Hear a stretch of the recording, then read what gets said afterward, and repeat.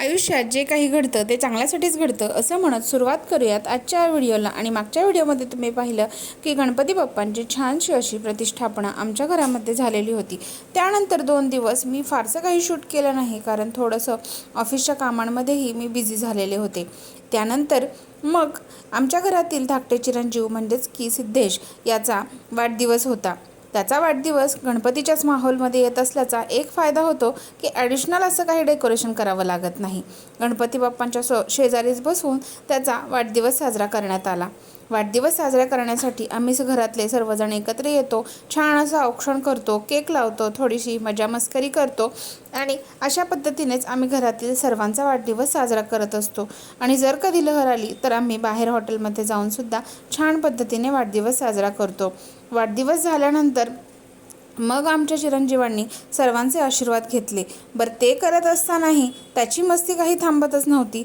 मस्ती करत करतच त्यानं तेही केलं आणि मग लगेचच सर्वजण एकत्रच होते, म्हणून मग आम्ही आरतीही करून घेतली। बाप्पांची छानशी अशी आरती केली। रोज आरती करताना खूप छान वाटतं, घरातलं वातावरण अगदीच छान होऊन जातं।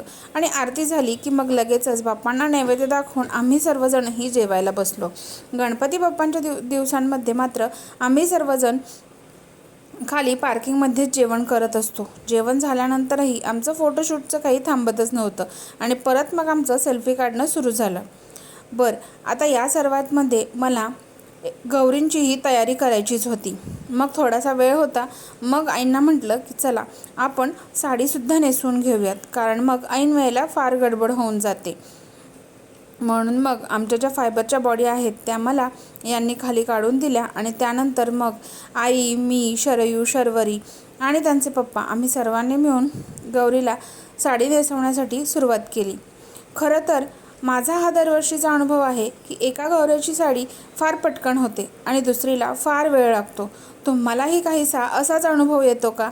येत असेल तर कमेंटमध्ये नक्की सांगा। तुम्हाला जर माझे हे व्हिडिओ आवडत असतील तर चॅनलला सबस्क्राईब करायला विसरू नका। तुम्हाला आवडलेले व्हिडिओ तुम्ही शेअर करायला विसरू नका। चला तर मग भेटूया पुन्हा एका नवीन व्हिडिओसोबत। Bye bye.